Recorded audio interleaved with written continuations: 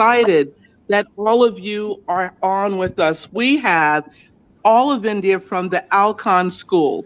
So if you just give us a few moments, everyone, to ensure that our feed is going through, we will be with you just a second as we start. Yes, we are all on. What a magnificent morning to have the Alcon School and their teachers on today. We're going to start, and if everyone would raise their hands so the entire world knows who each of you are. We have Miss Anju, who is the headmistress of the Alcon School. We have Asarif, who is one of the students from the Alcon School. We have Akshara, who is one of the students from the Alcon School. We have Sunita, who is one of the teachers from the Alcon School. We have Monica, who's one of the people from the Alcon School. We have Gargi, who's one of the teachers from the Alcon School. And we have Mr. Puneet, who is one of the teachers from the Alcon School. This is absolutely an amazing morning, and I must tell the world why. It is so important what we do online mimics exactly who we are offline. When you have a persona or a personality that you have online and you're not the same type of person offline, it really confuses people. And the one thing I have to say about each one of the people that are here is that you never know who you're going to meet. I met Miss Monica Sawning and Anju online on Twitter a few years ago. And I really just have to acknowledge both of them for always sharing the work of their students online and showing how the United Nations Sustainable Development Goals can actually be utilized in everyday life. You know, I've just met Gargi and Puneet and Sunita and Akshara and Asarif, and I know without a shadow of a doubt that they carry what they say in their lives. I've had that personal experience.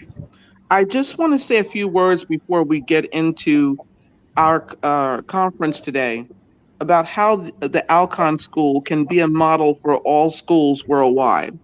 With what they've done, their amazing work they've done for before COVID was starting and how they were able to see the direction COVID was going in and ascertain that and actually create a direction for other educators that they can learn from here. They ascertained what the issues would be, and then they actually took that on of what it was going to look like online. And now they've been able to properly deal with it during the COVID, and I'd like to say after COVID, because even though we're still in COVID-19 right now, we're kind of navigating while there are vaccines that are being looked at. But one of the things I really want to acknowledge Monica Sawhney, because I got to know her on Twitter and her students. And through the whole entire time, she shared what her students were doing. She showed us the artwork they were doing based on the sustainable development goals. But what she also showed us is what she was doing in her own life that mimicked the work. It wasn't as though she was just teaching her youth. And then having the honor of meeting Anju and Sunita and Gargi last week and showing how they have also integrated the same into their life and how all of the teachers are leading this way. And then to meet Puneet and the students today, this is an absolute honor. So you've heard me speak. I don't want to take up all this time talking. I would like to speak more to the people that are here. So I am going to ask that everyone here mute themselves so that we can speak with the people, each person can be heard. Anju, we are going to start with you. Yes, girl. You know, as headmistress, you know, we here at the Creators 2030 are not a journalist platform. We are a platform that have youth programs that also integrate the sustainable development goals into the lives of our students every day. Now, we are not a school in the manner in which you are, but we are an addendum to everyday school for all students around the world. Okay? And I'd like to know from your perspective, before we start even getting into the school itself, but just from your personal perspective, how have you had to deal with COVID yourself and just getting your own home in order and also that of your work, personally and professionally as a woman yourself, and as a human being? Please share with us that for just a few seconds before we go to the teachers and the students, because you as headmistress have a huge job in front of you. Please explain that to us if you wouldn't mind. Yeah, thank you so much. Namaste, good morning, good afternoon, good evening to all my friends all over the world. Uh, as far as I am concerned, dealing with COVID-19 was very difficult initially. Very difficult initially. For two things. Number one, I was not a very tech savvy person initially, right? So immediately on 20th of March, when we closed down and we had to go online from 3rd of April. We start our session from 3rd of April. And me, myself, not being very techno savvy, I was in a dilemma what to do, how to motivate the teachers, right? Number one. Number two, sitting at home, we were not used to. We were used to getting up early at 5 a.m. in the morning, getting up ready, and then by 7:30 or 7:45 reaching the school. And every day we were in a habit of getting up and getting ready, you know.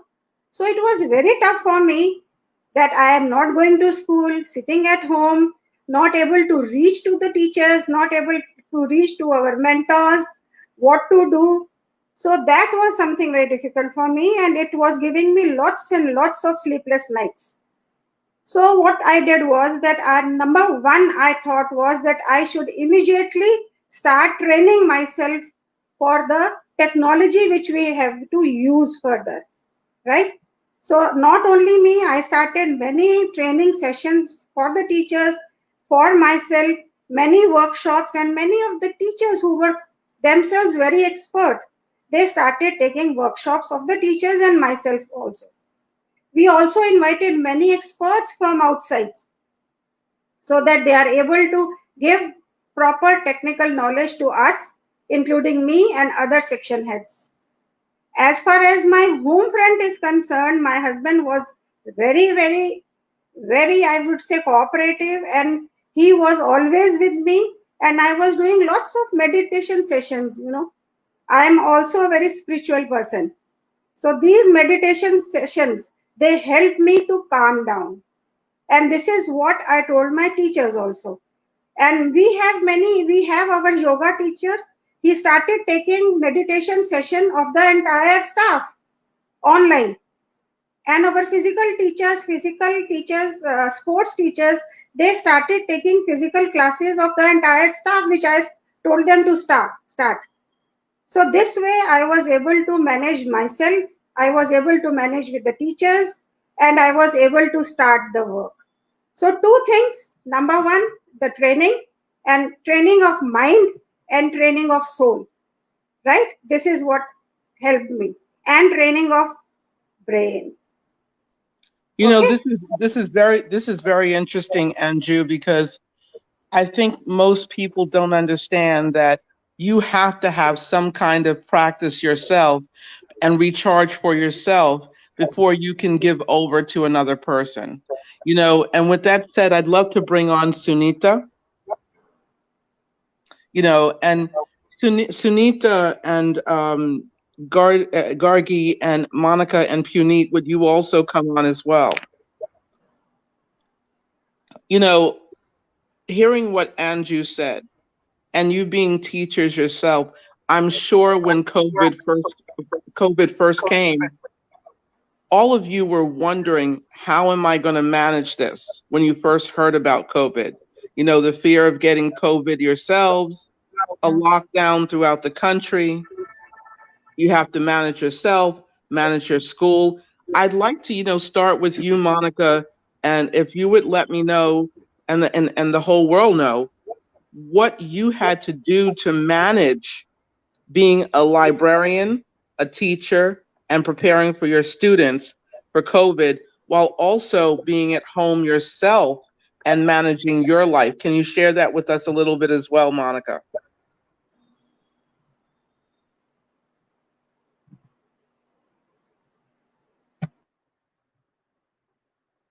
All the listener.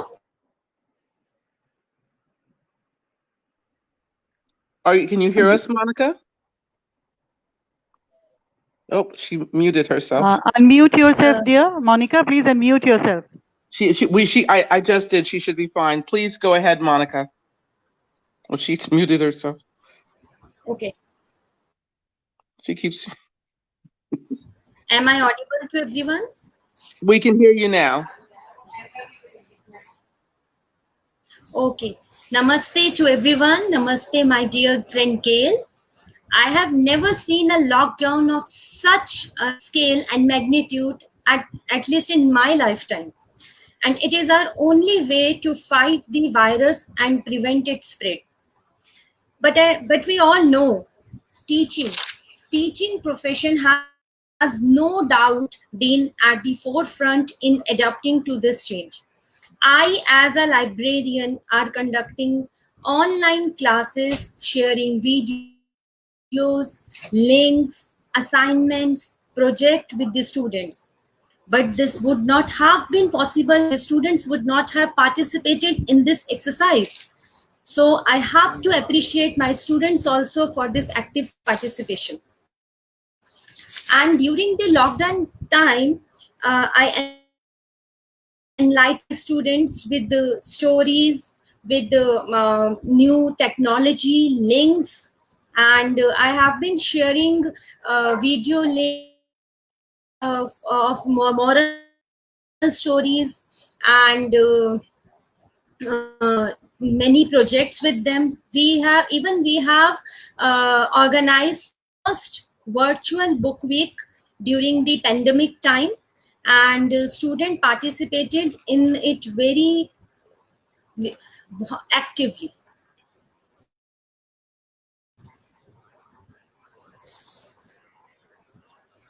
Sunita, would you share with us Hello, as Gail. well? Yes, we're here. Yeah, definitely. Thank you so much, Gail. Yes. So, as ma'am said, I'm audible, I think. Yes, you are. Okay. So our journey began simply, in March, middle of March, I would say 20th March, as ma'am can distinctly remember, we all can remember. And I'm heading 6th, 7th, 8th. That's a middle section we call that section as middle section in Indian education system simply. So these three classes, with the 30 teachers in my team. So that is where we simply understood one thing very clearly. If we do not plan, we plan to fail. And lots of planning was required. Lot of sitting together was required. And the school's doors were shut. So first thing first was finding a platform where we could meet virtually, discuss, talk, because talking and discussing and reaching at a conclusion. Finally, finding a roadmap for ourselves and being very, very ready, not only to start your new session, but being ready with the smartness that you should not be dismissed of as a teacher who is not able to walk with the times. So be the change that you want to see in the world. That is what Gandhi said, and we really believe in that one age very, very nicely. So finding out the simple platform, because ours is a Microsoft school. Alcon International School is a Microsoft Showcase school. So it was simply, we just walked as confidently for the simple reason our mentors had arranged for a number of sessions for us already.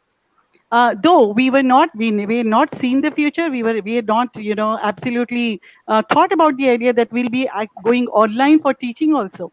So using that platform, we started meeting each other. MS Teams was the time when we used to sit together, meet each other, take the advice of our seniors. My senior, Mr. Puneet Dugal, is sitting here. He would be giving us advice. We would be sitting together, mulling upon how to create a timetable, how to go about, who will do what. How will a physical education teacher interact with the students? How will an art teacher, a sculpture teacher teach? Because there's no clay in his room or his home. How are things going to be? There will be no boards actually with us. because we use interactive board, but we also use writing boards, etc. So a lot of planning was required for that. So the first thing was being first of all confident yourself, keeping your own mind cool, and also telling the teachers this too shall pass. So that one positive thinking that if there is a challenge, we are geared up to meet that challenge. So we walk together. I told them a simple story, and you must have watched it in WhatsApp also. So this is a very famous video clip which has traveled, I think, throughout the world. There's a video clip of a school which actually has differently abled children, and they have a race, and they're all running together. While the race is on, one of them who is on crutches actually falls, and instead of the rest of the participants running towards the finish line, they walk back, small children all, and they just pick that child up, and they all join their hands and walk together towards the finish line. This, I told my team, was the mantra for us. We all knew that we had some shortcomings. We all knew we were not perfectly, absolutely technically geared up for the job, but we had to hold each other's hands and walk towards the finish line. So when we started for this, 3rd April thing, we had to get the IDs, Microsoft IDs made for every child, so that we could create teams in the MS Teams. And I tell you, those 4 5 days, and my seniors are sitting here, the teachers worked from morning till night to create teams, to go talk to parents, to induct them, creating the orientation session, because this time the orientation session was not going to be in the auditorium. We were going to speak to them online. So we created and we sat and we designed everything. And after that, what happened was, when it was 3rd of April, we were able to, we were ready to start our classes.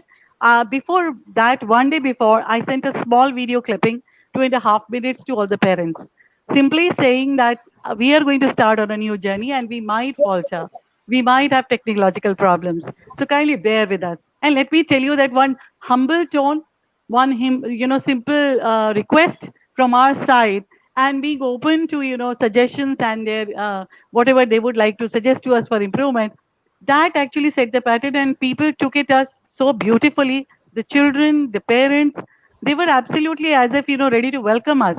And the first day when we held this online class, we congratulated each other.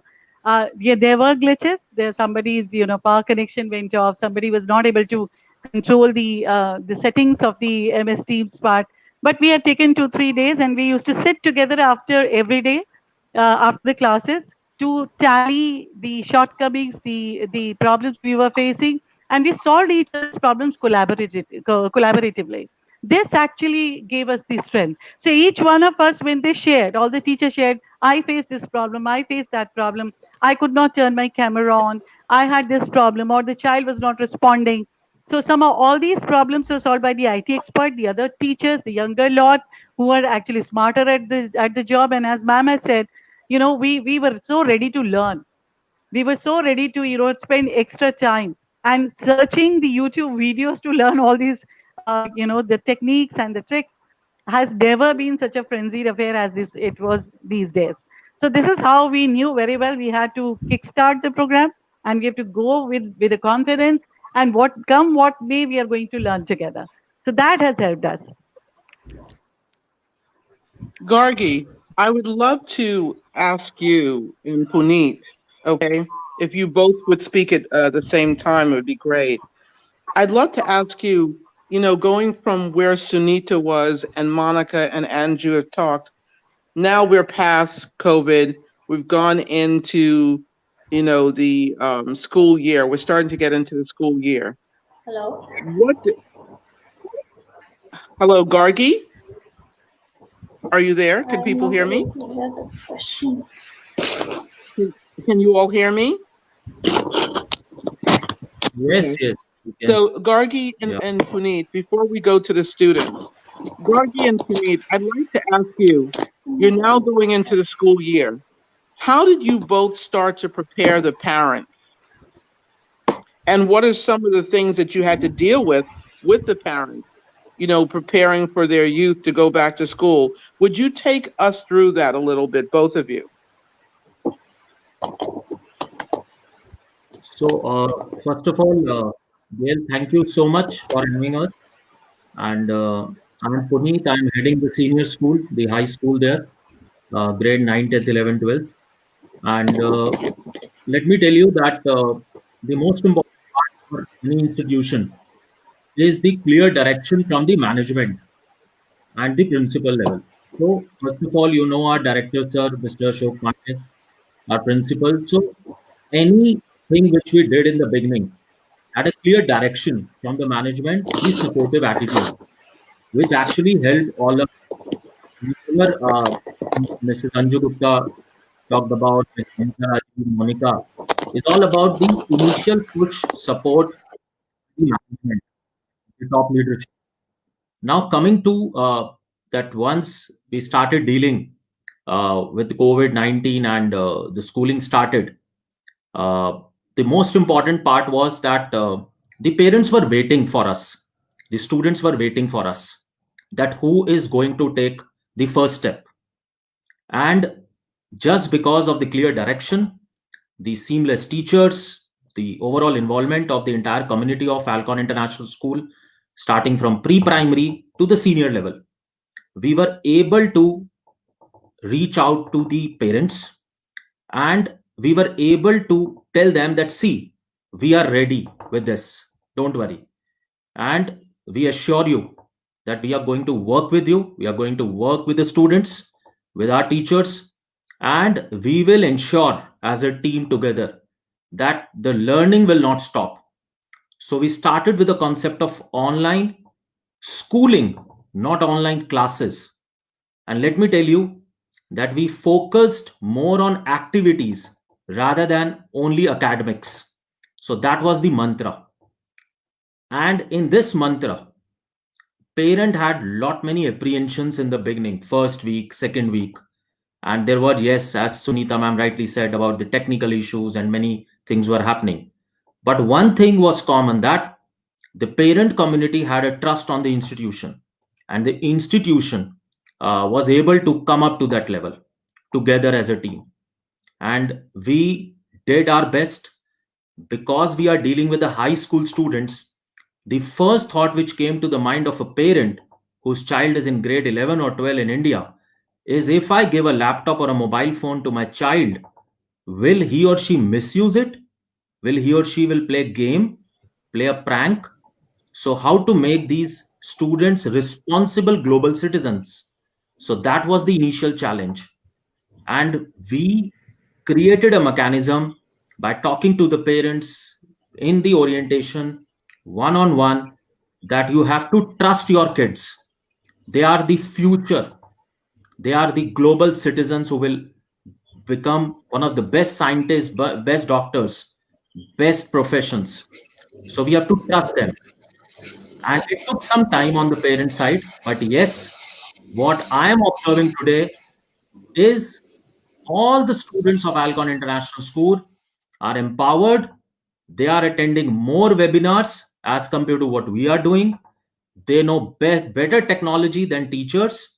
And when you will listen to both these talented kids who will represent the entire school body of Alcon, you will come to know that the exposure they have got and the talent they have and the showcasing they are doing, and they are telling to the world that yes, we are ready for the future, and come what may, we will learn, we will do something new, and I'm sure they are going to talk about it. So I'm just summing it up on 2 3 quick points. One is the clear direction from our management was the step number one. Our trust and association with the parent community, number two. And then guiding the parents at every step, that yes, we have to respect our students, we have to trust them. They will play some kind of a prank, they will play video games, that is perfectly fine. But what they are going to do in next 3 to 4 months, even the parents can't believe. And today, when you talk to the parents and you take feedback during PTMs, you'll get to know that parents say, yes, you were right in the month of April. And today in August, what they see is something, a different Akshara, a different Asavri, a different student of Alcon International School. Thank you.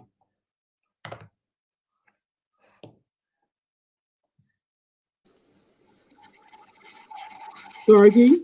I'd like to ask Yeah, you, hi, yeah. I'd like to ask you, so Hello. I've heard what the parents are seeing, but I'd like to Mhm. know what the parents were dealing with. Okay, so I would like to say first that Puneet sir has just now mentioned, and Sunita ma'am was also saying that we got that assurance from the management that we will get over the situation. So we had to play the same role for the students, because children being children, they had these things in their mind. And since I told you in our last discussion that we are basically dealing with the primary section, so they had many questions in their mind that why this lockdown is imposed, why do we have to stay inside the house, why cannot we go outside.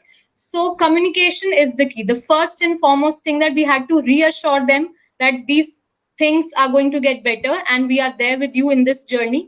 And the same thing we had to tell to the parents as well, because now the child is going to be with them 24/7. So it is very important to have a positive environment and positive atmosphere at this home as well. So we had counseling sessions, we had interaction orientation with the parents, that you need to be more careful now, that we as a teachers are doing our job, but now the child is going to be with you for the whole day. So you need to create that positive environment so that the child does not get that negative thing in the mind, okay, this is such a big thing. Because in my class, many of the students, they asked me that, ma'am, this virus is so dangerous, that is it going to affect my grandparents, because there were news that this is going to be vulnerable, the aged people were going to be very vulnerable. So the students had this fear, this thought in their mind. So we applied many coping mechanisms and coping strategies, including taking the parents on board. So this was very, very effective in the class as well, since the child is with us and the child is missing the physical touch of the parents, of the teachers and the peers. So now, as a teacher, it was our job to maintain that stability, maintain that mental health and that balance. And like Monica ma'am also mentioned, that many, many activities were done. Like, for example, we have International Workers' Day, or we call it as Labor's Day, on 1st of May. So to give that assurance that even if we are inside the house, but there are people out there who are working for us, who are working for our safety, risking their own lives. So we had a special assembly where the students gave tribute to all the frontline warriors, to the doctors, to the nurses and police officers. They even gave thank you cards to the watchmen and to the people who were living in this society and who are doing this noble work. So taking parents on board and doing all these activities, I think it was very, very helpful in making that stable mind of the child, that we cannot do anything right now in this situation. All we can do is just hold your hand and we can walk through together in this journey.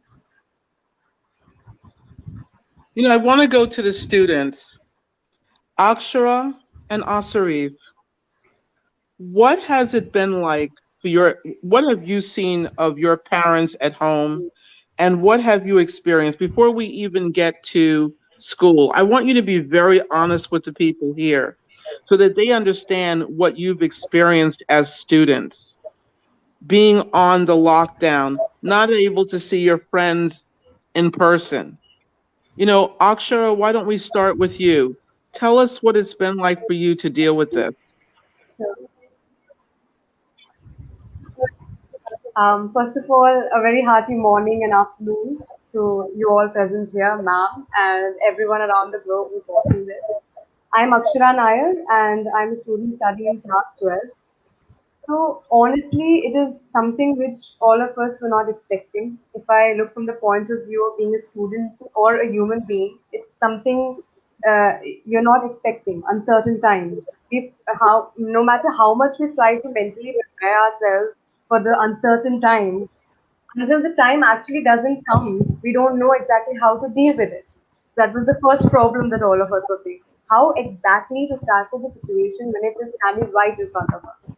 COVID came in gradually, but of course it was uncertain. Of course, we had our own fears. We are all used to being such social beings. That's what human beings are known for, being social beings. So we're supposed to be in touch with people, we're going, we're traveling, we're at home.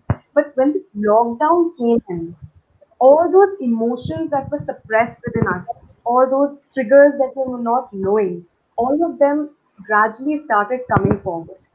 And that put all the students in a panic, in a in a state of restlessness and anxiousness. And as a student, it's quite hard to deal with when you haven't faced a situation as such before. So um, I would say that I was not prepared, but gradually, as the situation went more deep and deep, with the lockdown and being staying at home, being confined, and getting to know that you have your online classes, it's quite hard to deal with in the start because you have to mentally prepare yourself to deal with the situation. Sit at a place for almost half your day, focus on your studies, get back into that online atmosphere, and still being in that confines of your home, trying to stay in touch with the Well, people on the outside. Akshara, So I have all a of question for you. yes, But I want to sure. know, and I think we all want to know, how was it emotionally for you that you're sitting at a screen all day long and you're not able to, say, let's say you and Asariv are good friends. You're not able to go and visit with each other, sit next to each other. We really want to know how that feeling it is. We know that you have to, acclimate yourself to schooling, but we want to know how you really felt inside. Because students want to know that they can relate to what you were feeling. Please let us inside of what was like for you personally. Being Okay. home all day with your parents, what was that like? I'm sure you wanted to go outside at times and, tell us about that. Okay, so first of all, if I talk about being home with your family, at India we live in a nature or a joint family, so you're almost there with your family. And before the COVID, we had interactions and everything. But when it came into being the lockdown, you just realized that what exactly the other person was going through, the member of your family is going through, and what you are going through. All of them are suddenly all those mental tensions, the pressures gradually starts coming out, and you don't know how to deal with it because you're not prepared for it. So if you're asking me how it feels emotionally, it felt quite confusing. It was a state, I was in a state of restlessness and anxiousness. It's not easy to put into words how it feels when you're a person who is an ambivert and you want to feel like going out and everything. It's not easy to put into words. It's a very hard feeling to describe, especially to see your friends virtually, losing that human touch and later realizing that I should have talked to them a little bit more. I should have interacted with them. I should have given him or her a hug before, the school ended or anything like that. All those emotions or that inbuilt emotions or those feelings start coming out. You don't know. You're in a state of confusion how to deal with those triggers. The very feeling that I was, oh God, I had anxiety or I had this mental pressure. Why wasn't I feeling this before? So one by one, all those triggers, all those mental tensions start pouring out, and you're in a dilemma. And then you realize that you have your classes, and then you realize you can't meet your friends. Then you realize somebody in your family is not well, or they have their own issues. Who can you go to? That is the main question. So you look that time, in that very moment, I started to look within myself. And I would like to tell this to all the students who are watching us that it's not easy to look within yourself. It's not easy. Self love, self belief are things which prosper and grow over a period of time. I didn't conquer it. I'm still learning, and it's a process that you keep learning all throughout your life.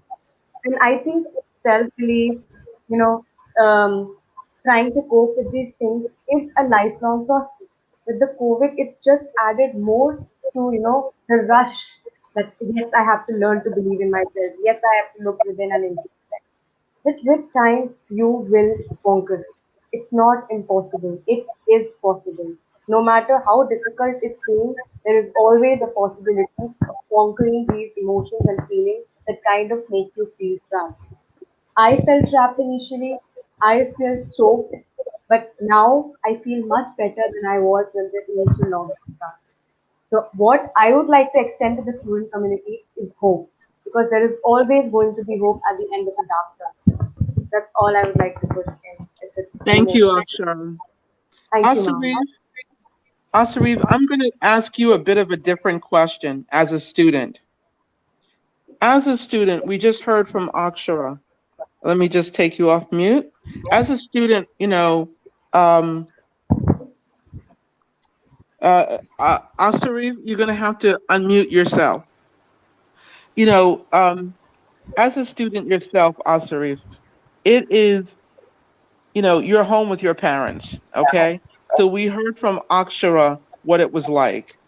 But what I'd like to know is, what did you see your parents going through?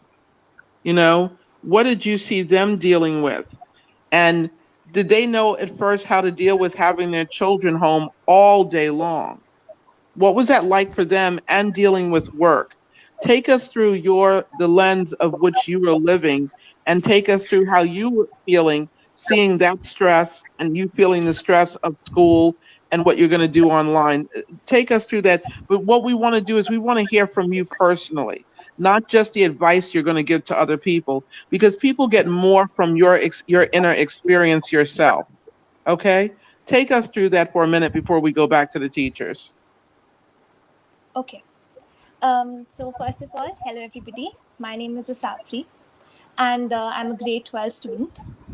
The lockdown for me, I won't say that it has been bad. I would say it has been different in a very unique manner. But initially, I would say even before the lockdown, when we got to know about the virus, that it has already entered India. So initially, the first thing I did when I got to know about it through social media, I actually called my dad. He was at work. And I actually told him, Dad, I'm super anxious. I don't know what I need to do now because can you please come home? I don't want you to stay in the office now. And I was almost behaving like a kid initially. But then he was like, no, don't worry, things are going to be okay. And my dad actually was very supportive. He came home immediately. And the first thing we did is actually very funny, but we ordered a lot of masks. But then, then when he came home and then we actually, four of us, so my sister, my mother, and my dad, and me, we actually had a discussion. And we all actually, we went on the internet and we actually started researching that, how bad is it and everything. And then gradually, it was locked down, and then we were all asked to stay home. So spending time with my family, I usually spend a lot of time with my family. Even prior to the lockdown, we would travel a lot. We would go out a lot in the evening, and that was actually very difficult for us to cope up with because we couldn't go out. But then again, it was fun because we were still spending a lot of time with each other. And just like Akshara said, initially there was a lot of anxiousness, a lot of restlessness, and at the same time, we were trying to hide our feelings. My parents were trying to show us that no, we're very strong, and we're not going through anything, things are going to be okay. And similarly, even me and my sister, we used to discuss these things with each other. Initially it was really hard for us to tell our parents that we're not okay, we're not okay with what's happening. But then our parents made sure that we are spending a lot of time with each other, we're playing a lot of games. And then me and my sister were inclined towards music, so they would actually ask us to bring our guitar in the evening, and we would sit over tea and maybe sing for a while. And again, I think that the most important thing here is communication. And my parents made sure that they would talk to me every evening, and they would want to know that what I'm going through exactly. At the same time, we actually found our own ways to channel our energy. And since we were all at home, and we had to do our chores by ourselves. So usually the mornings were really busy because some of like me, I was busy cleaning, and then my dad was busy with something else.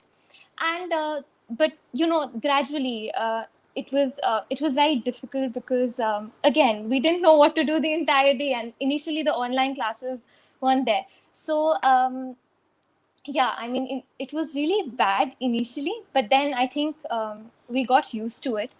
And if I want to talk about my friends and how I was coping up with that, so I actually was on video call with my friends the entire day. So I would actually keep my phone in my room with the video on, and I would show what I'm doing. So, right now I'm painting, and now, right now I'm cleaning my room.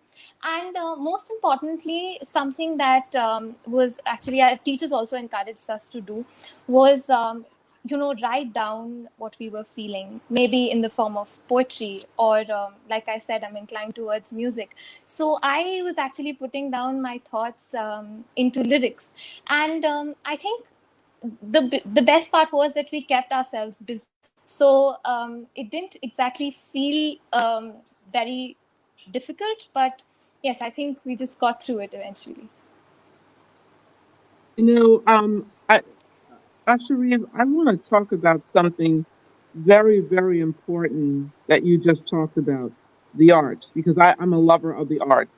And part of what our program does is we provide artists with organic fruits and vegetables, holistic health care, and also sustainable business advisement for their income while their artistic abilities amplify the sustainable development goals. Okay. So we provide them with goals 1, 2, and 3, while they also provide the world with their artistic abilities to provide solutions or work with others like NGOs to do so. But we also have a youth program as well. And the reason why I wanted to talk about this with you is because I love the fact that you utilize the art to express yourself. Please share with the world how that has, because I've seen Monica Sorney share that a lot with what the students are doing in primary school as a librarian. I want to ask you, Asari, how did that help you get through things, expressing yourself through poetry and music, since you're more inclined to that? Share with us a little bit about that. Take us through that. Take us through your lens with that. Okay, so initially when the lockdown came into being, so one of my teachers, she actually asked me if I could be a part of an SDG training program where Alcon collaborated with the UN Office of Drugs and Crime. And that was exactly when we got an opportunity to share with the world our ideas and what we wanted to do in order to, bring out the positivity in people during this entire pandemic situation. And they actually asked us to make videos or, just write poetry. So, for example, Akshara actually made a poetry video. And that was exactly when I thought that, this is the right time to, compose my own song and say whatever I feel through my music. So I think, yeah, so that is when I wrote my first song where I actually talked about how things will get better if we stay positive. And then gradually we came up with an album. But it was not only music that kept me calm during this situation. Okay, so I'm not into a lot of drawing and painting, but during this situation, my friends actually motivated me to, put my thoughts first into lyrics, and then also draw. So I actually started painting whenever I used to feel super anxious. And then and then music. And then me and my sister, we both used to sit together, discuss what we were feeling exactly, and then we used to write it down, shape them into lyrics. And then actually that has helped us create a lot of impact even at school. That music was shared with everybody in school. And music is something that calms you down from within. So lyrics is secondary, but the tune itself is enough to be the medicine to your pain. So I believe that has actually helped me stay calm. And I think I've been able to spread the right message and create the right impact. I love the fact that you said music eases the pain. I'm going to stay on with us, Asariv. I want to bring Akshara back on. Akshara, I'd like to ask you, are you inclined towards the arts as well? Yes. What about the arts did you use for yourself and your healing as you're going through this? Because even as an adult, I mean, I have to be honest with you. Some of us, we're here in the New York area of the United States, and we still don't understand what's happening. Akshara, tell us how music has helped you, or film, or art, any Um, art that you do, how it's helped you.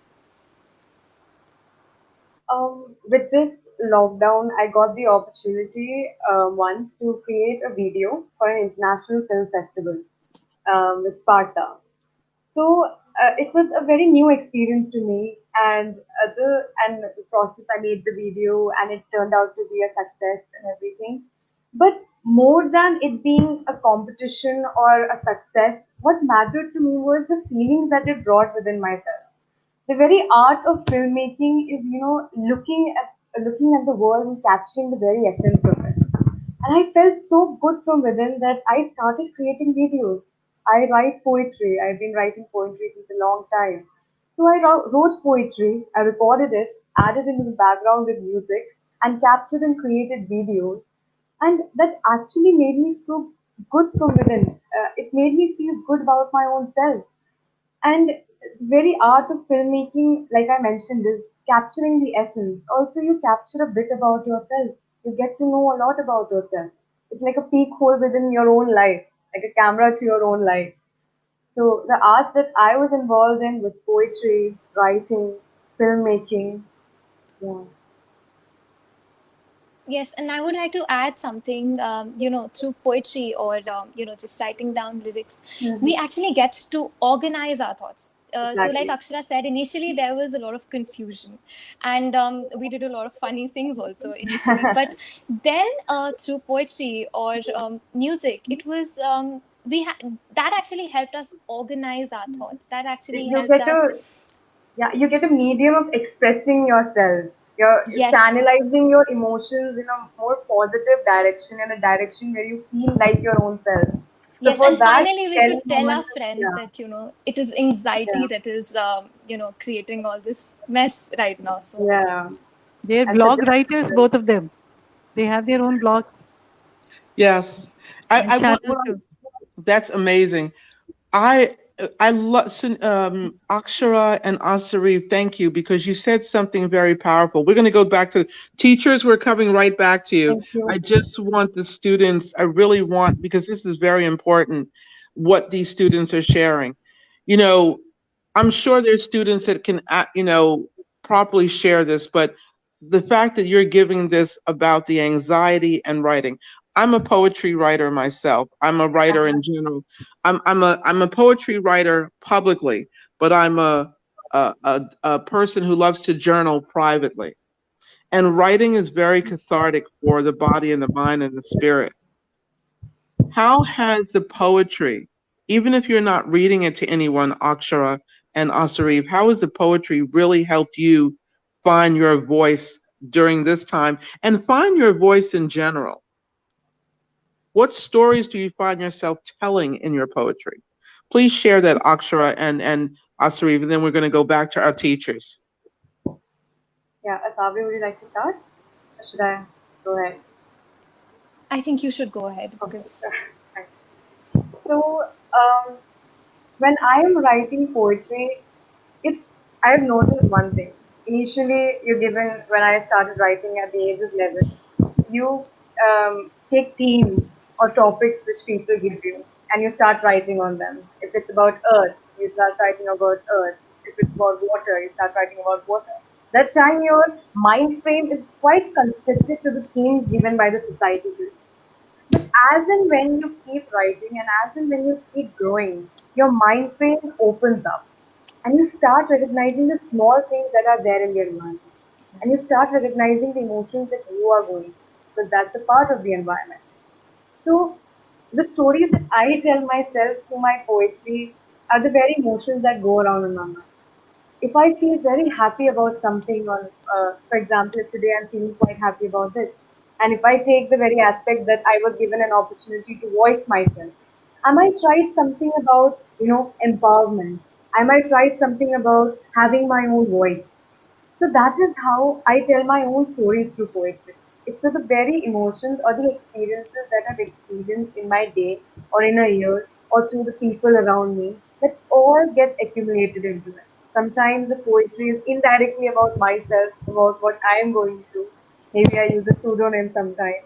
But sometimes the poetry is about the very people. I have gradually started recognizing that writing is a way of expressing your gratitude to people.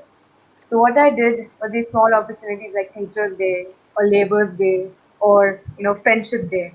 I started writing poetry for the people around me, with my teachers, my friends, and I started recording it, added music, and created a video out of it. And what was more important to me was the very feelings that are within myself, which I was hearing to my own self for a very long time. Now even people can hear it and acknowledge the very fact of being grateful that I am grateful for them and all that. So in a way, it's recognizing my own self, feeling like my own self, putting out a dear diary in a form of a poetry, and sometimes sharing that diary with people. So that is how it is for me when it comes to writing. Beautiful. Yes, I actually agree with Akshara. And what I would like to add is I've learned this from Sunita ma'am only, that, things which you are not being able to say otherwise, you can actually express it through poetry. And especially when you're not feeling good, especially when you're super confused about things you won't be able to say otherwise, you can actually write it down in the form of poetry. It's not always necessary to share it with others. Like you said, you actually like to journal. So I myself like to journal. And I believe that, just writing it down for myself, being able to say things which I won't be able to say otherwise to anybody, has actually helped me a lot. And in a way, you're actually taking all of that out of you, but it is not always necessary to share it with others. So, yeah. Well, I thank you both as students for sharing this, and teachers, thank you for being so patient with us. I want to go back to Sunita. Sunita, you said there was something that you felt very important to share, but before we go on to that, Anju, I'd like to ask you: shall we bring a Swati Gildial on? Oh, let me un. Yeah, Swati Yes, is I will there? bring her on. Good Okay, morning, fine. Swati Gildial. Would you come on with us, please?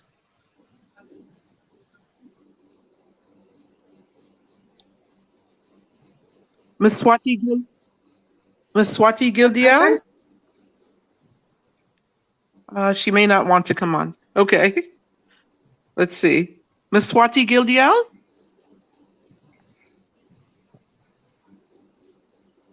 No, Okay. she's not there. So, um, what I'd like to ask Sunita, you said Yeah. today there were some things you thought were important to share. Yeah. Just going back to your original thought about how you were interacting with the children, how they were coping up during the COVID times. So once in my classes, when we started our online classes, I happened to, during a talk in my class, one child said, "Would we ever come back to school?" I asked him why are you saying that? So there's a feeling of sadness in his voice, and it was resonated by the reaction of other children also. So somewhere this thought struck my mind. That was the first week of online teaching. The thought struck my mind that somewhere there's a negative talk at home, and a child is actually a reflection, a mirror image of what goes on in the family.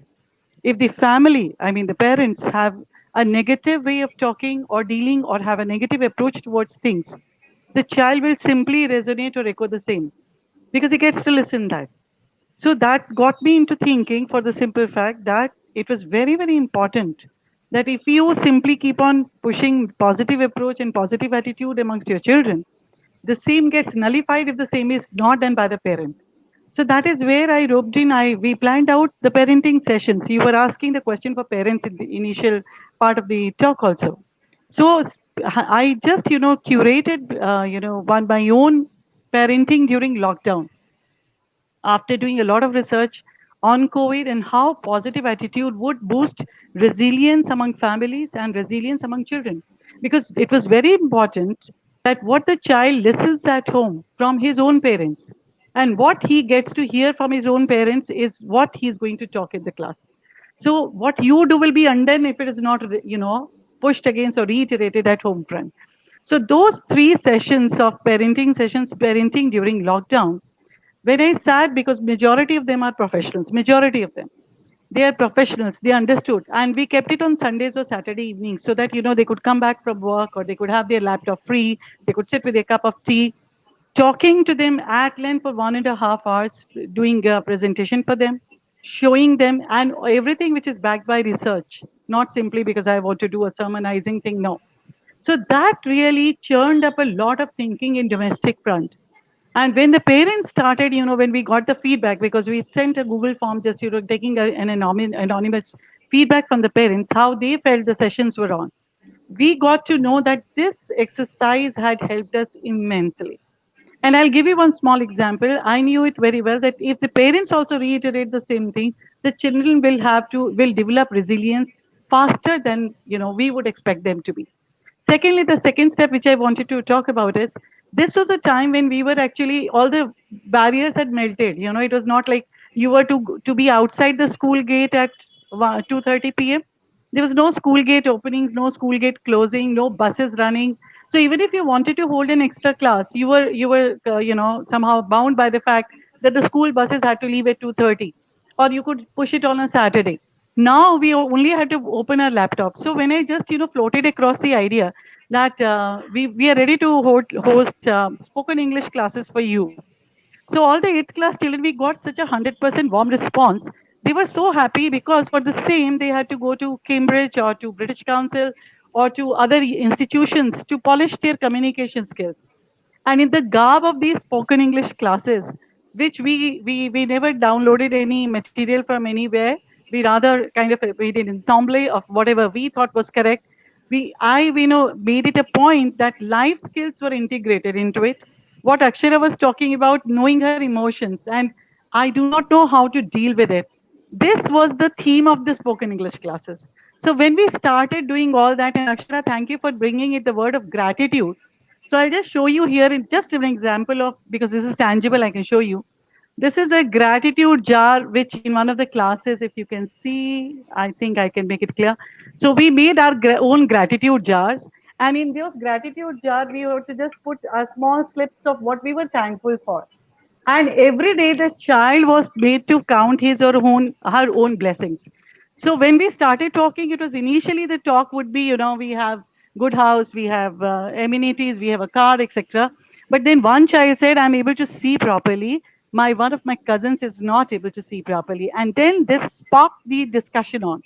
The children started counting their blessings that my hands are all right. I'm able to walk. In the morning when I get up, I'm able to live a very nice day. I'm able to see the sunshine. Now this, discussion, spoken English classes were making them free because there was no syllabus, no course book, no exam, no assessment as such. They were simply a talk time. And we invested heavily on this for the simple reason that was the time when it was open for the children to speak it out. And when the children started counting their blessings, the gratitude jar started having these small chits. I'm happy that I'm able to speak to my grandmother. I'm happy I can fix a biscuit decorated nicely for my father. I'm happy I'm able to do the chores. So one small child says, he says, today is my turn to wash dishes. So I said, fine, there's only one dish to wash. He says, no, I'm going to wash the dishes for the entire house, all the members. I said, why? You are going to do this for everyone? You know the answer he gives? He says, when my mother cooks, she cooks for the entire family. When my father earns, he earns for the entire family. So when I'm going to wash the dishes, I'm going to do it for the entire family. Now, these values were not being thrusted upon. They were not being taught from a textbook. They were coming out from within the children. And when one guest speaker who was invited, because every month we invite one guest into our classroom who is children are free to interact. So this lady was from Smile Foundation who works for street children. So she said, how many of you are depressed during COVID-19? Write in the chat box, because she never wanted me to intervene and I switched off my camera. All the 36 of them, they said, we are not depressed. We are thankful to God for what we have got. We are spending more time with the family. Their attitude within 1.5 months had changed. So these are the small, what to say, the small efforts that we are making. We are not, neither NCRT or CBSE or any body is not directing us. This is coming from within us. And our mentors, our principal, our seniors, they give us a free play. If a teacher wishes to do something with the children, if a teacher wishes to take some extra step, if you want to take 2 steps, they are ready to give us, full support that you go ahead. We are ready to run with you. So this is one thing, where nobody checked. When I shared with my principal, Mr. Sanjay Yadav, I said, sir, I'm going to start this. There's going to be half an hour extra of screen time, but the children are going to gain a lot. So he said, completely, I'm absolutely go ahead. And presently, during the summer vacations, which we have in India from in the month of half of May and complete June, it is called summer vacations, right? Because of the extreme heat. The children wanted, they demanded that everything can be stopped, but not the spoken English classes. And we continue during the summer vacations also. So these are the few things I just wanted to share. That is, you have to just go down what is bothering a child. And if you just knock at the heart of a child, you will come to know if you can teach him or her how to deal with her emotions, how to handle his own anxiety, how to deal with his aggression. So one of the topics is also dealing with anger. So much so, the children ask you, and in the next class, ma'am, can you tell me some ways when I get angry, I start throwing things at my mother actually becomes furious. So that was a topic for the next class. So there was nothing which was a set pattern of teaching. Whatever was discussed today would give some kind of germinating thoughts for the next class. So we would discuss then, and then we had 3 classes just on anger management. And finally, on the 4th class, when I started attending, if there's somebody in your family is very, very angry, will you be able to calm him down? And the answer comes yes. So that is where I started fishing from Pinterest. I started fishing from YouTube videos. I started, picking ideas and thoughts from research papers. We started making our own PowerPoint presentations for the children and discussion forums. And we started using Mentimeter so that they could express their thoughts at the same time. These things helped a lot. I think COVID has given us this opportunity. Otherwise, I've been teaching for 2 decades now, dying to have long time discussion with children, but that was not possible. I mean, because we were bound with, we had to complete syllabus, we had to do academic things, co-scholastic activities, so many other expectations are there. But then, just relaxedly talking and listening to children, I would say listening was the best art that we have developed. We have developed such patience and we have developed such insight into child psychology that earlier we were not able to do so. So this is what I wanted to share. This is one of the most important things, Sunita, Yeah. you could have ever shared. Okay? Oh, Thank you, because I am not a psychiatrist. Okay? But one of the things we do with the inner leadership of our youth is we challenge them to grow. And what you did was you attacked it the way that our group does as well. We attack it from when I say attack, I don't mean attack someone, but I mean we attack it from the perspective that what's going on at home with the youth, if we're giving them something, but it's not being reinforced in the home, okay, it is though you're doing nothing. And I think that what the United States here and other countries can learn, I know often they say we don't have the resources, okay? Most often you don't. But as teachers, I wrote down a few questions for Gargi and Monica and Puneet and Anju, since you said this. As teachers, we try to do the same. We can do the extra mile because we're not working in a school during the day. Ours is a program. So it allows us, we are in communication with the parents. We too, in our group, we speak to the parents every day. So that when we have their children, they are on board with whatever we're teaching their children. They are in agreement with what they're teaching their children, and they are okay with it. So that when they get home, they can reinforce it. Because, and Akshara and Asarif are very mature. But some students in some parts of the world, the maturity is different depending on the culture. Okay? And, places like India and other countries have always had a mature way of dealing with their youth, which is good. Our youth are very good here as well. But what happens sometimes is at home, they're not, their homes may not be great, no matter how well their parents are economically. One thing that all human beings have in common is that psychologically, parents are fighting. There's domestic abuse in the home. There's no Yeah. respect of one parent to another. We all deal with this. So we try to engage and ascertain ourselves to see where our students' parents are. Okay. And we've been very blessed. Okay. And that our parents are hands on with their youth and their children. But here is the question I have for any one of the teachers that would like to do this, to answer this. You know, that you've taken the time to have a gratitude jar, okay? And that the students become, because we have a gratitude project that we're doing right now. And the students actually become connected with what they're grateful for. So they have a different type of lens that they're looking through. Monica, Punit, or Gargi, what have you found that by, and Anju, by having your students be grateful for something, what is the difference in the attitude you have seen? And then the second question after that would be for any of you is you're taking your own personal time, Sunita, Anju, Gargi, Monica, and Punit to do this. Okay? How are you able to do that and then have time for yourself at home and so forth? So would someone please answer those questions? We'd love to know as the public how you do this. Yeah, Gargi, you can answer. Yeah.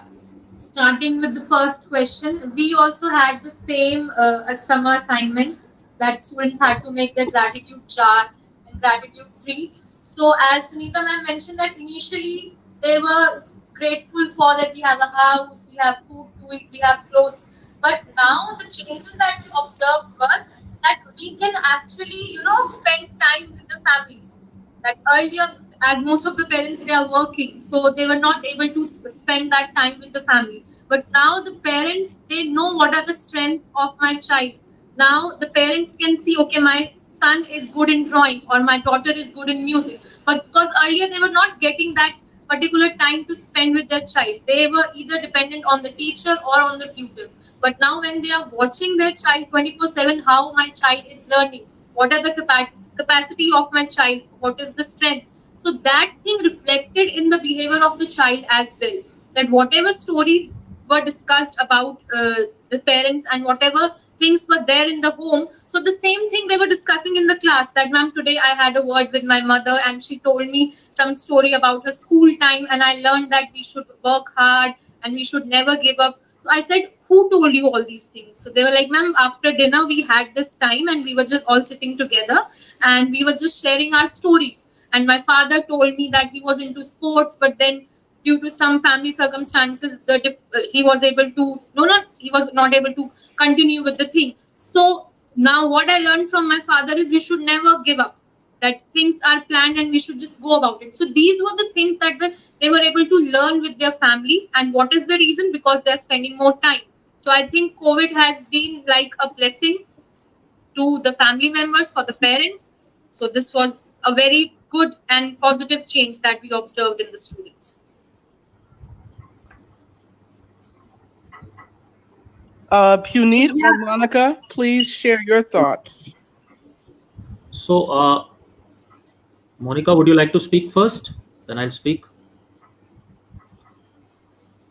Okay. So I think so. I'll speak first, and let me tell you that I just want to give an example about that how a direction can be given to the entire youth of the country. India being a very very young nation, and when I was listening to both of them, Akshara and Asabri, I was reminded of the act which was done by the Prime Minister of India, Mr. Narendra Modi. So here comes again a role of leadership, which is very, very important. Now, Gail, you might have heard about 22nd of March, Sunday, 5 p.m. The Prime Minister Modi saying that you have to come to your balconies and show gratitude to the Corona warriors.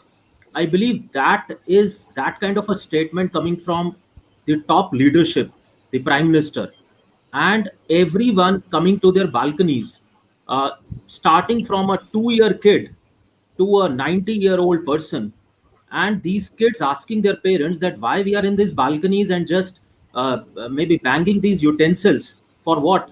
I believe that kind of a gratitude message, which was spread all over the country by our honorable prime minister of India, it actually gave a direction to the entire country, starting from a young child to an elder. And I think we what we saw on Twitter, the social media platforms across the world, I was means awestruck when I saw that in Europe, people are in their balconies and they are singing songs and they are on their guitar, and it's an amazing world. So when I was listening to both these kids and to all the panelists, what I can see is that this art integration can definitely play a very, very big role. And it has played a very big role in the past 4 to 5 months. And we are able to save lives just because of this art at every level. So, be it poetry, be it music, be it dance, be it banging a utensil, and that kind of a culture and the value system we have in India and the leadership we have here in India actually gave us the direction both to the youth of this country, to the teachers, to Corona warriors, everyone. I think this is the best example to understand that what gratitude is all about when it comes to the entire nation, entire world facing such a serious problem. Now coming back to Alcon International School, for the past 10 years we are celebrating uh, a Labor Day where we respect all the support staff of our school, be it a person who is guarding the gates, or a gardener, or a mess area, or a canteen area, gardener, and everyone. And these students used to shadow them physically for the last 10 years. And when we discussed with them that how are we going to do this again during this pandemic and lockdown, they came up with brilliant ideas. And trust me, Gail, trust me, all the people who are watching this right now, if you will talk to these students, they will tell you that they what they did was they gave a personal call to each and every support staff of Alcon International School, the people who used to clean their classrooms, clean their washrooms, the gardener. Savri is showing one video, one WhatsApp chat where she interacted with these people, and you will not believe those people said, "Oh my God, I can't believe that a student of Alcon International School calling me and saying, 'Thank you, Didi, thank you, Bhaiya,' which means thank you to an elder. That see, you are there. Ultimately, you have helped us in the last 8 to 10 years. So I've just made a call to thank you because it's a pandemic, it's a lockdown. Do you need anything? Can I help you out?" Because that was the particular category of people who were struggling a lot during this pandemic. They did not had even 2 square meals for their family. And Alcon International School, along with the management, the teachers, the students, took the initiative to ensure that we are able to provide whatever is possible, including the food, to their homes. And I can again tell you that just a single call of 30 seconds can make a lot of difference as far as our own community is concerned. And I believe that was seen across India, that was seen across everywhere because of the decisive leadership, the culture, and the value system of this great country, India, and this school, Alcon International School, because from the day one, when they enter in the pre primary section and up to the primary, middle, and senior wing, this kind of a value system is there that you need to respect these people. You have to have this gratitude attitude. That is why these students, what you see today, and when they will be representing India and they will become a global citizen and they will come to these levels, so you'll see that kind of a difference taking place. So gratitude is something. What I'm saying is two quick points to sum up. One is it comes from the top leadership, and it came very well in India. It was taken off very well in our great country by the honorable prime minister of India. Second, your internal leadership of school, That yes, as rightly said by Ms. Sunita, that when your leadership is absolutely clear that see, go out and do what you really want to do, and it's okay with us. So that kind of a leadership, when it was again transformed into the teachers, the heads, the students, and similarly when we told students that, oh, you want to talk to our support staff, please go and talk, don't worry, we are with you. And you want to help them out, please go and help them out. Yes, precautions needs to be taken, they have to take our help, that is okay. But their emotions, as we were talking about the emotions, the gratitude jar, I believe this is the best way to express your emotions. That yes, it is not only about expressing your emotions, those emotions get translated into actions. And what we have observed is that it is not only confined to just writing a poetry or maybe just expressing their thoughts. It is about transforming into action, and taking care of people who are actually a part of your community is something very important during this pandemic, and which was done at Alcon, because you have to take care of them, you cannot leave them. That is, I believe, something which is being taught to each one of us, and our students have again shown to the world that see, this is the way to do, this is the way to handle a crisis situation. So as a family, Alcon is a family, Alcon is a big community, and where everyone came together and they ensured that no one is left behind, be it a student, be it a parent, be it a support staff, whatever is required, we will, whatever means we have, resources we have, we will reach out to them, and we will ensure that ultimately people are able to actually get whatever they want. Thank you so much, Puneet.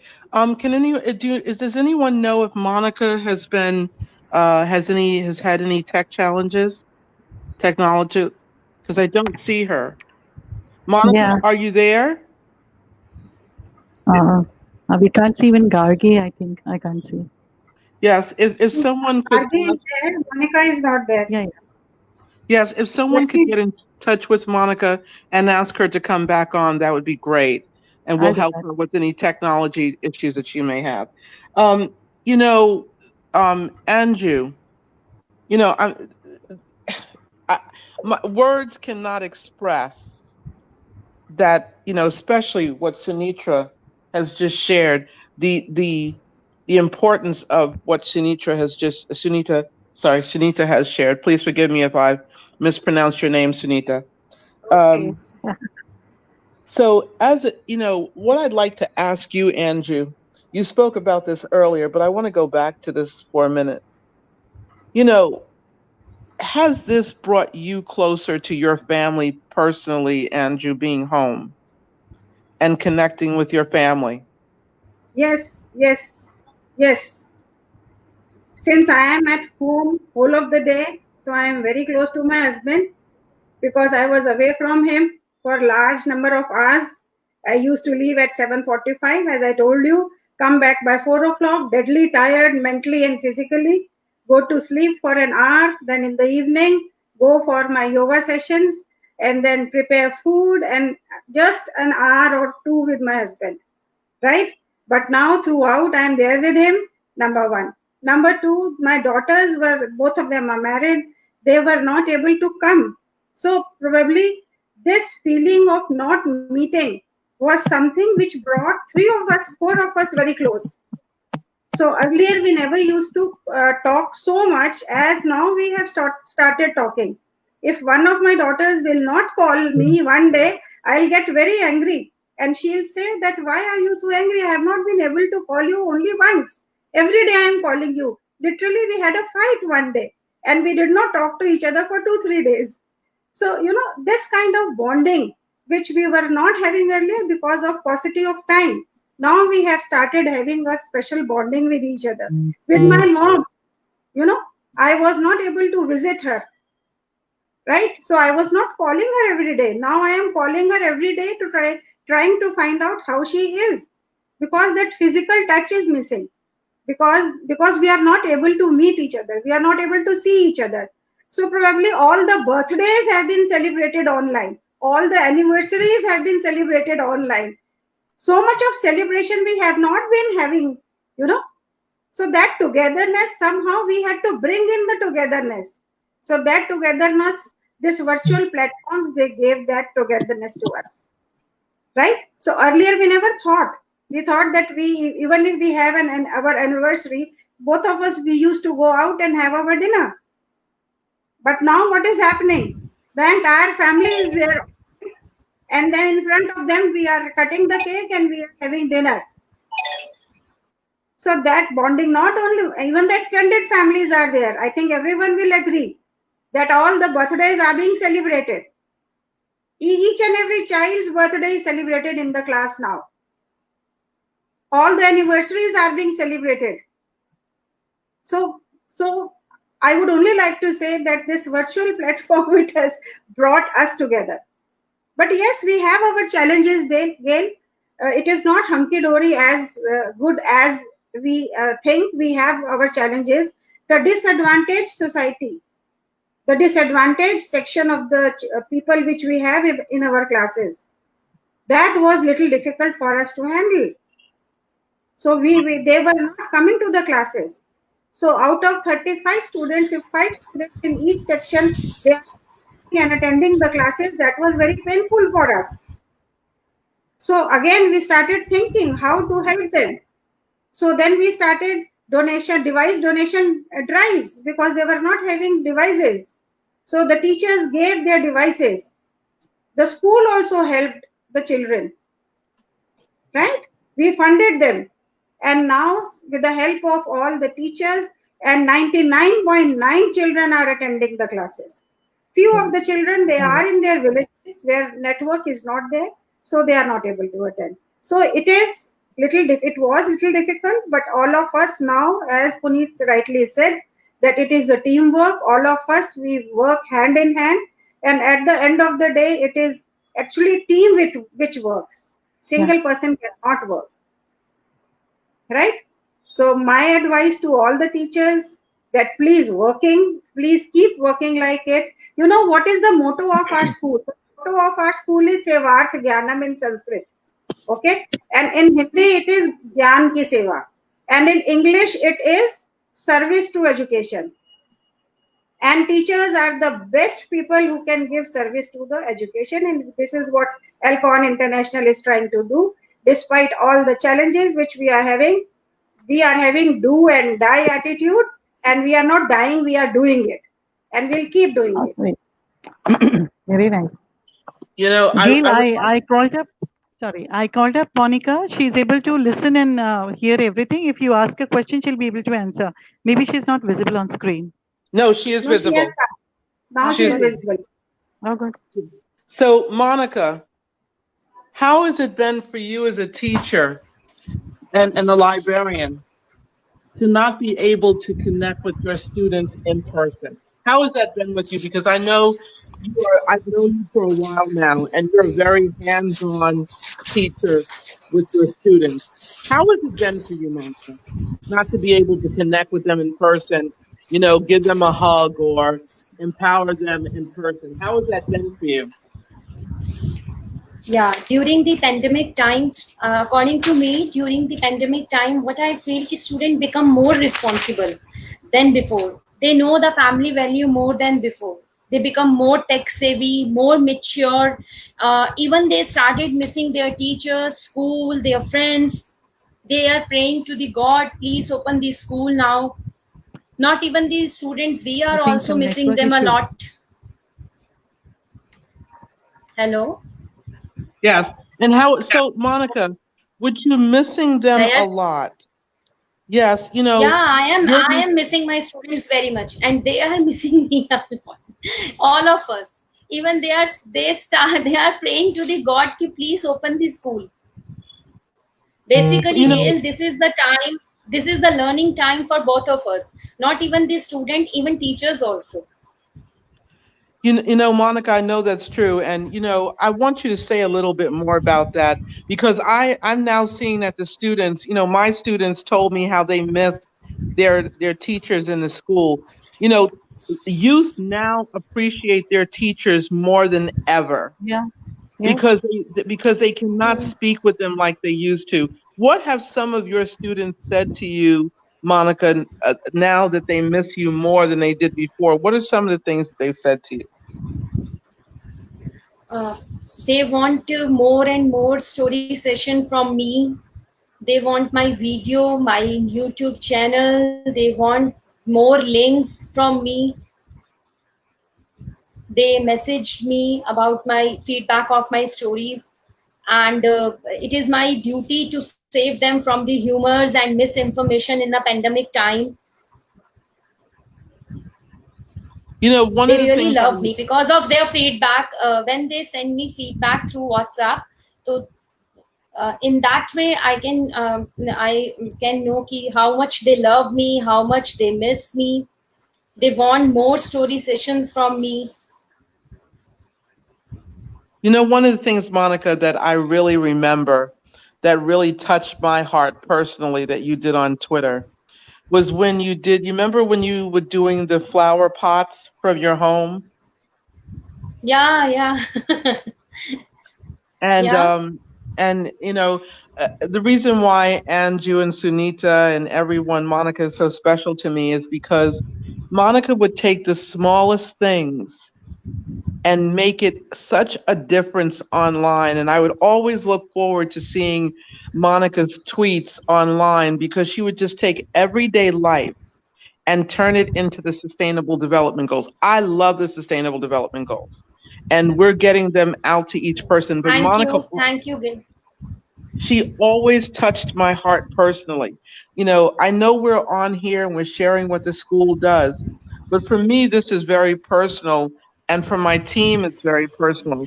You know, our Listen Give team, you know, we started this Creators 2030 in 1998. Okay. I won't go back into all of that. But the Listen Give team personally has a love for Monica as well because our staff members will sometimes be online and they'll say, "Oh, did you see Monica today? Did you see one of her kids today? Or did you see what she posted about, you know, her home?" And that's what I would always love. She would post something about the youth, and then she would post something about what she's doing at home. So if I'm inspired, I always thought, wow, I wish I could be a kid and have Monica teach me. Because I was just Oh, always thank you. so, Thanks a lot. you know, I was always so Thank you inspired. so much, Gail. Thank you for the appreciation. You are also, God bless you. Really, I'm overwhelmed. Thank you so much. I am doing all this work under my mentor. Anju Gupta ma'am is my mentor, and I am doing all this work under her. And thank you to my mentor Anju Gupta ma'am. And thank you so much, Gail. Thank you so much, my dear friend. Thank you for these appreciating words. Thanks a lot. No, I really do. Thank I you, Anju ma'am. appreciate Anju. I appreciate Anju, Mr. Pandy, you know, Sunita, you know, Gargi and Puneet and Akshara and Asariv and all your other teachers, Tanur, who's not here, your senior teacher. You know, this is very powerful. It just really touches my heart. You know, Gargi, I'd like to know, no, Puneet, I'm sorry, Puneet, you're the gentleman of the group, okay? I would love to hear from your perspective. You've given us a lot about the school, and we know how amazing the school is and how amazing you are as teachers. But I want to know how this has affected you personally at home as well. Okay? As the gentleman of the group, and because you also have to, I'm sure the responsibility of your own family, whether it's mother, father, or wife, or children, or whatever, there's a lot there for you to hold the school together, to report into Anju, to make sure that things are running correctly. All of this. Please share with us how this has affected you personally, not about the school, but you as a person. Yeah, thank you, Gail. And this is a very, very interesting question for a male person. Uh, that how we coped up. So, for the first time in my life, I realized the importance of kitchen and utensils. I realized that how many utensils are there in my home, and I first time realized that the maid servants who used to come, I started missing them the most because they used to play a very, very crucial role, and the number of utensils we had are so much that I really can't understand that why we have bought so many utensils. And when you go to kitchen and you have to make food, and sometimes you don't know what is to be done exactly and what is there. So it took some time for me to understand the route map to my kitchen, to the dish washer, and a lot of discussion was there that who is going to do what in the beginning. And I must compliment again the United Nations and the SDGs about the gender equality. That first time I realized that yes, because we speak a lot about SDGs, and in my home, my parents, my wife, they say that now it is the time to actually do some action, that please come in the kitchen and start contributing. So honestly, we started it, and I've seen my father in the kitchen a lot, and I was little bit shy in the beginning, but soon I realized that this pandemic is going to last for long, and there is no way I can escape from this. So that was a very good thing, and I bought a very new kind of a broom, and the different kind of equipment to clean my home, and I'm using them. And moreover, I must also tell you that it has actually improved upon my skills, and it creates a lot of excitement in the home when in your one room there is different laptop, and the other room you have a different laptop. One laptop your kids are studying, another laptop you have a meeting, and suddenly your laptop will break down, and the current laptop which I have, the screen is broken just because of this hustle bustle from one room to another. So this has been a very exciting four and a half months, and I must thank you that you gave me an opportunity that I should express that what I'm going through, and this has given. So on the very serious note, that yes, for the first time we have realized that we have to be very responsible in our homes also, and sometimes we feel that okay, we have to be responsible for our school, for our office, for our students, but you have to be very responsible. You have to take care of your elderly parents, their medicines, the other work, and maybe what I found was the most challenging part was that in between I lost my uncle, and he died in between, and it was very difficult in terms of how to handle that situation. And when you have to take your parents to a doctor, that how can a video conferencing be used to actually have that kind of an online consultation. So lot many things were happening inside the home. So teaching was going on, the kitchen work was there, the cleaning work was there, the doctor consultation, losing a family member, and then again you have to come back, and again you have to come back and ensure that yes, the life has to move on again. And this is something what I observed in last 4 to 5 months. And the only thing I just want to tell this youth is that it is better that we start taking responsibility of our homes at a very early stage. That is something is the lesson for me personally. And you have to devote an equal time to your homes, to your family, and create a balance out of it. And you should be good at all the skills. It is not something that if you are good at professional, but you are not good in terms of taking care of your home or taking care of your kids or parents, so that is not going to serve the purpose in the long term. So this has been my a very exciting experience. So it is full of the humor, the happiness, the sad part, everything was there. So different kind of emotions I've gone through, but at the end of the day, I feel very satisfied that yes, overall, I've learned something new, and my family is very happy that okay, at least you have done something in these 4 to 5 months, and we know that you are a little changed person, a person never entering the kitchen has started entering the kitchen. So that is the big change what they have seen in me. You know, I don't want to make light, Puneet, of that change. Okay? Because I know, and I just want to be direct with you. I know people are listening and saying, oh, the maids are not here. You know, the servants are not here. And so you had the kind of lifestyle where you could work and do the things you need to do.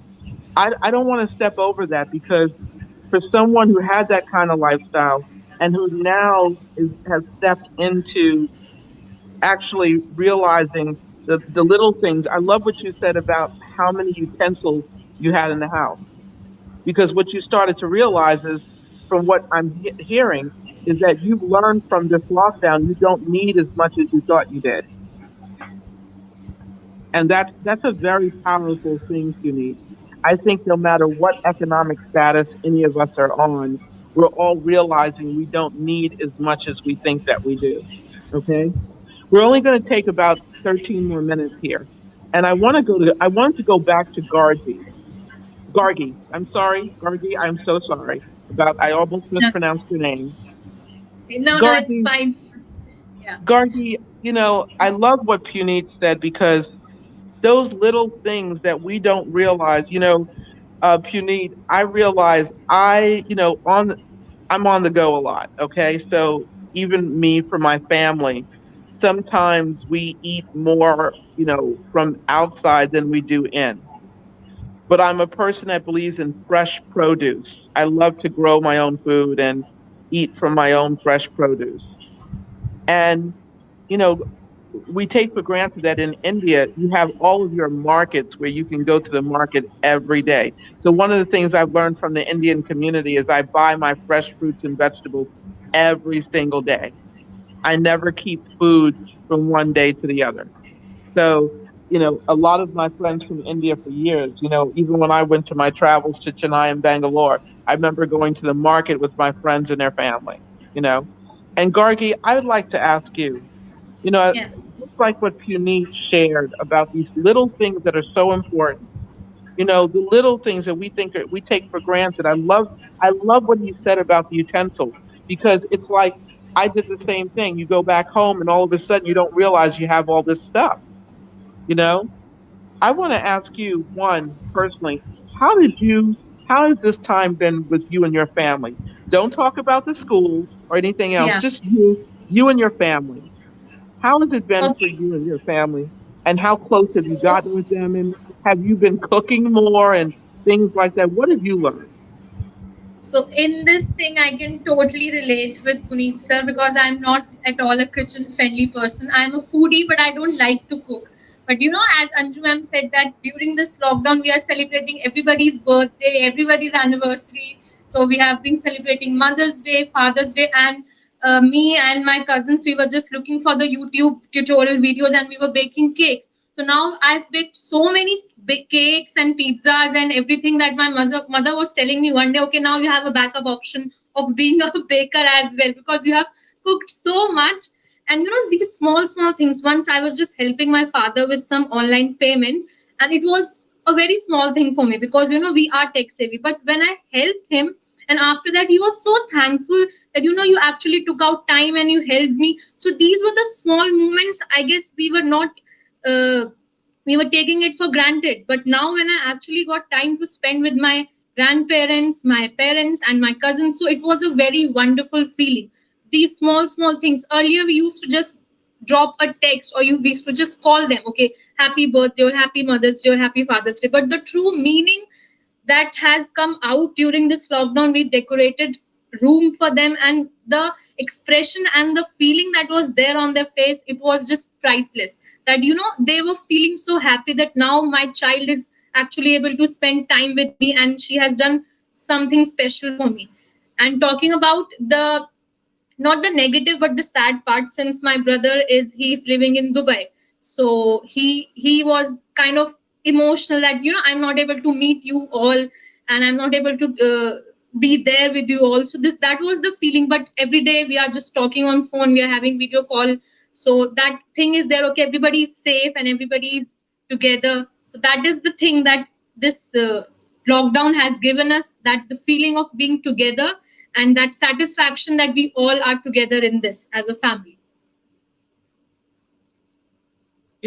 Monica, what have you learned also from your family? How have you gotten very close to your family since you've been at home? not about your school or your students, but for you. Yeah. And how has that nurtured you inside? How has that made your family feel and you feel from the inside out? Gail, I want to share a good news with you. During the pandemic time, I am getting married and I am enjoying my married life in the pandemic time. In lockdown, I am basically enjoying my married life. And I planted trees in waste material. I'm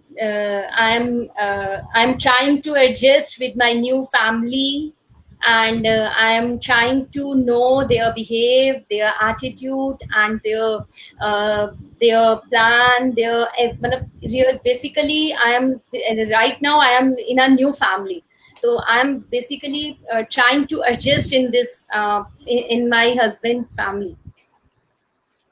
Wow, that's beautiful. That's really beautiful. No, Thank you. it really is, because you're adjusting to a new family and you're adjusting to a pandemic and you're adjusting to a new way of teaching the students. I Yeah, think yeah. that's really amazing, Monica. And Monica, please keep doing the work you're doing with the library and everything. It is just so beautiful. I have Yes, it, yes, and I sure. love, I love that Punit and all of you are just doing these amazing things. Suni, is there anything else that you wanted to say, Monica, about the closeness of your family? Is there anything you I want to add that might, you know, that that inspires you, or even some of the things that are hard for you to learn as adopting to a new family, because that's something we all deal with. uh, mm, I learned from my husband be more patient. He is very patient, very mature. I learned from him to more patient, more uh, calmness, and I miss my parents a lot. I am in a new family with my in-laws, but really I am missing my parents a lot, and they miss me a lot. This, that's it. Well, that's really great to hear, because those are the things that we're not hearing. Everyone is talking about all the good things and all the, but we all miss our family because we can't touch them, we can't hold them, we can't hug them. Akshara, I'm going to go back to Sunita in a moment, but I want to go to Akshara and Asari. Would you both, come online for us? Akshara and Asari, how has it been for both of you about the touching and the holding of other family members, your grandparents, or maybe other people that you love, that you connect with, not even just friends, but your cousins and so forth? Like, how has that been for you to deal with during this pandemic, missing the touch of your family?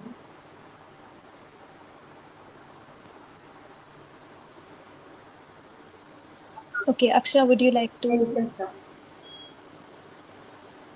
Okay, for my family, I actually live with my grandmother.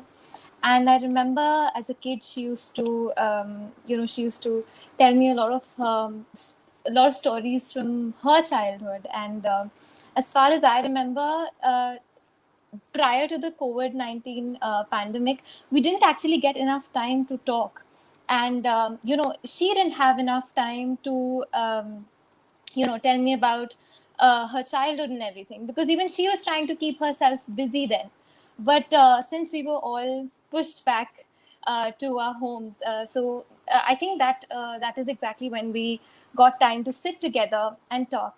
And most importantly, I would actually mention this one festival we celebrate here in India. It's called Raksha Bandhan. The brothers and the sisters, it's a festival for the brothers and the sisters. And the sister would actually tie a rakhi on the wrist of her brother. And that is actually Yes, so Puneet sir has it on. And so basically, this festival, of course, we couldn't celebrate it. We couldn't meet each other. And my cousins, they actually live next door, but we were still not meeting during the pandemic situation. And it happened very recently. So we had to actually, even though we were living next door, we had to actually celebrate it virtually. So we actually asked our guard if he could deliver the Rakhis to their place, and then we would actually sit on a Zoom call and celebrate the festival with music and everything. So it's been very different, but like I said, in a very unique manner, and I have enjoyed it. Everybody has enjoyed it, and it's been a new experience, I should say. Yeah. Akshara? As for me, initially before the COVID situation happened, it's been years. My cousins live in Malaysia actually, and they're little cousins of mine, a 14-year-old. So it's been years since I've seen them. And the thing is that with the COVID situation here, we were initially planning to go to Malaysia. All the passport and everything was ready, but especially ready for it and all. But then the lockdown happened and we were unable to meet them.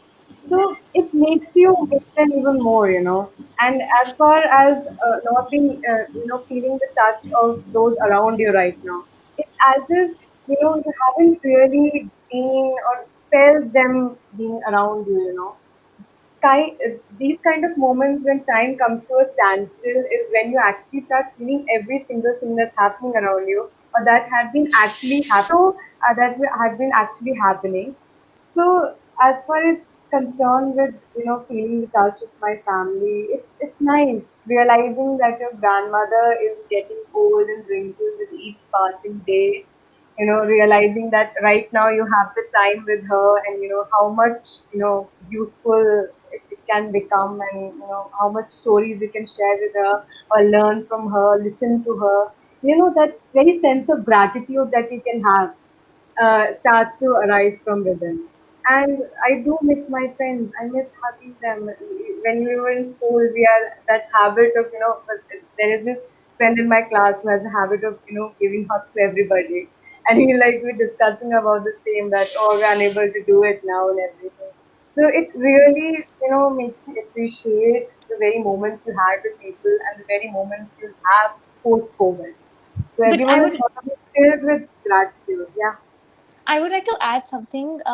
This, in a way, has helped us come closer. I'm pretty sure after a while, when I finally meet my cousins, they will be the happiest person on happiest people on earth. I would be Uh, for them. yes, and also friends, because I remember prior to the COVID situation, we would all go out together a Yes, lot, very party a much. lot, and we haven't got a chance to go out, spend time with each other. We And have I think literally made these lists with us that we're gonna go after the COVID, we're gonna yes, meet here, exactly. we're gonna spend the whole day on each other at each other's house. Yes, yes, we have an Yeah. entire COVID bucket list, and yes, and I think this has actually this will actually bring us a lot More closer now. closer. Yes, Yeah. and we will A lot. actually start valuing relationships now. Earlier, Exactly. we used to take them for granted, but now we have actually realized the value of people. Yeah, even if consciously we were feeling that we're not taking them for granted, with this standstill, we are unconsciously starting to recognize that how much Yes, we were actually taking them for granted. And all those yes. times that we were getting to spend with people. Because that regret should never be there. And right now what we're feeling is that regret itself. So Yes. yeah, that's how it feels. You know what's beautiful about this interaction just now, Akshara and Asarif? That it was just organic between the two of you. This is when you know you're having a great conversation. You know, I would like everyone to unmute. I would like to pretend we're all, you know, we're all in a, just sitting back and we're at Anju's home and we're all just having an amazing conversation. You know, Sunita, when you speak, you you and Anju and Are Monica. you asking me something? Somewhere I'm losing the sound. Puneet sir, could you just No, repeat what you know ma'am what? said? Maybe everyone should mute because I don't think we're able to hear each other. I'm sorry, guys. But I just want everyone to pretend to, that they are all you're all in a meeting at Andrew's home, and you're meeting for dinner, and the pandemic is over, okay? And you're not even, you're on the other side of it. You're now back in classes, okay? And you're experiencing what it's like it almost as though you are at the end point and it's over with. They're giving vaccines, people are getting better. We may have had some deaths, whatever, but you visited with your family, you connected with your family in ways that you never have. Okay? Sunita, what would you say at the end of that journey? What would you be feeling, do you think? So I'll request Puneet sir, can you repeat that question? Somehow I'm losing track of the Okay, sound for some let me just reason. put some. The question that was asked by Gail. Are Yeah, you I getting my am voice? loud and clear. Let me see if. Yes, I'm Is going to my try voice coming something. to Just a you? second. Can you hear me? Can you Yeah, hear me if you better could now, repeat your Sunita? question. Now, yes, it Oh comes no, in I think it broken was phrases. someone I'm was sorry. unmuted. Can you hear me okay pretty well now? Can you hear me now, Sunita? Yes, Okay, yes, I wonderful. can hear it So now. Sunita, Yes. oh, If you could kindly no repeat your problem question. Yeah. whatsoever. So imagine you're sitting in Anju's home and everyone here is with you and COVID is finished. Yeah. Okay. You're seeing your Yeah. students again. Just imagine that feeling for a minute. What do you think you and Anju and the rest of you would be talking about? Oh, first of all, we'll ask Asavari to sing a song, Yes. to celebrate, to feel, to show our joy to each other. And maybe we'll cook up something very interesting with Akshara.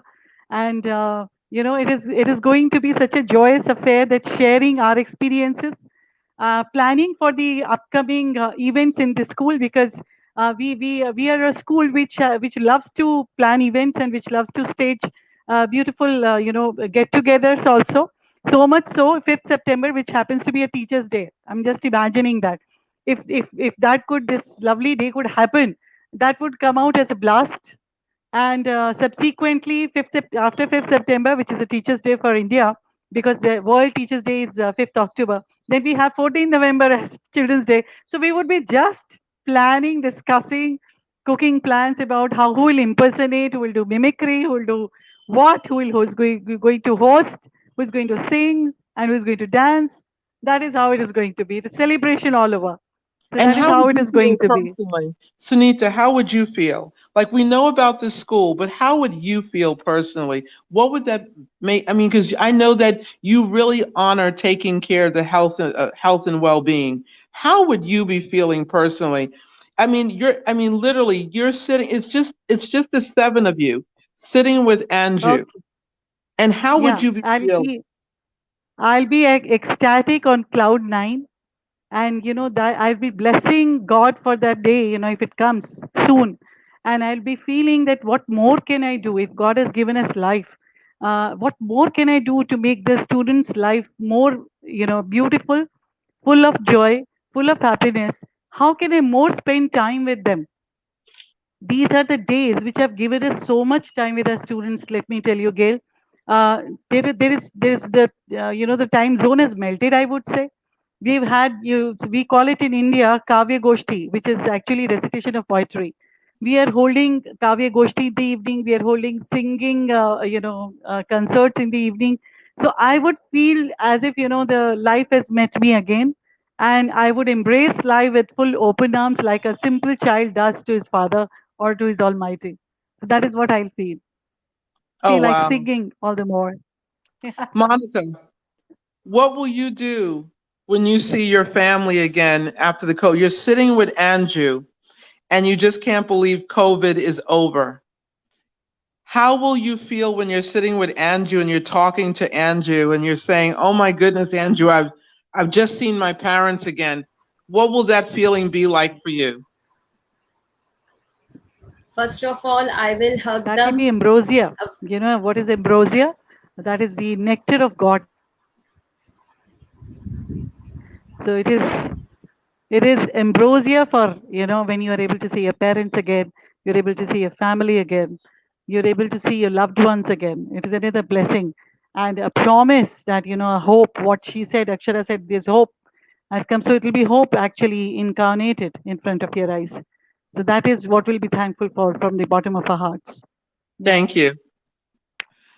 So, Monica, what will life be like for you? You're sitting with Andrew, you're talking with Andrew, and you see your parents again. What is that going to be like when you see your parents again and you're telling Andrew about it? Just imagine that. First of all, I will hug them, very tight hug, and I will thanks to Anju ma'am for for giving me this chance, and I kiss my mother and I hug my father, and really that is a blessing for me. After the pandemic, when I met my parents, this is a blessing for me, and I really thanks to God. That's it. Thank you so much. And Andrew, I mean, you know, I'm very touched by you. Okay, I'm very touched by you, and I can see that you're a beautiful woman, a very beautiful, loving, and strong woman from the inside out. I can see your passion for your teachers and the youth. I see it. You don't have to say it. I see it. And oftentimes we get onto these conferences, we want to talk about the school and our countries and everything. But oftentimes people want to hear about your life. Okay?